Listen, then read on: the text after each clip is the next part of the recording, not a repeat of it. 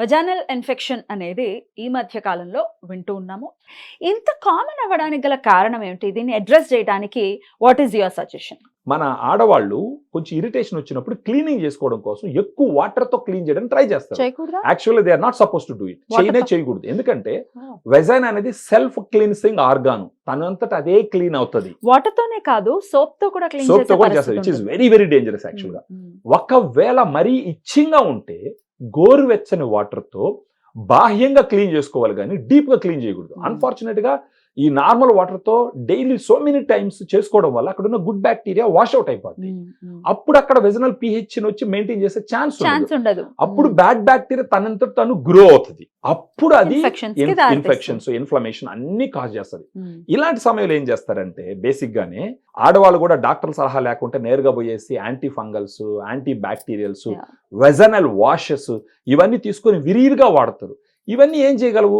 Only ఆ bad బ్యాక్టీరియాని control చేయగలవు, కానీ అక్కడ ఉన్నటువంటి గుడ్ ఎన్విరాన్మెంట్ ని క్రియేట్ చేయలేవు.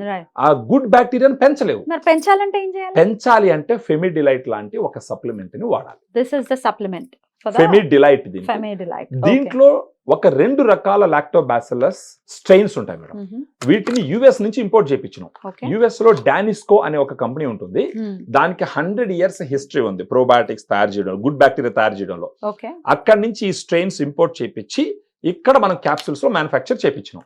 సో అక్కడి నుంచి ఎందుకు తెప్పించాల్సి వచ్చిందంటే వాళ్ళు వీటిని ఎప్పటి నుంచో డెవలప్ చేసి ఇవి బాగా పనిచేస్తాయని క్లినికల్ ట్రయల్స్ లో ప్రూవ్ చేసి నందువల్ల మనం అక్కడి నుంచి తెప్పిస్తున్నాం. మీరు చూసినారంటే ఇదే 2 strains ఇంటర్నేషనల్ గా చాలా కంట్రీస్ లో అవైలబిలిటీ ఉంది. ఆ పేరు ఏంటంటే హవారు ఫెమినైన్.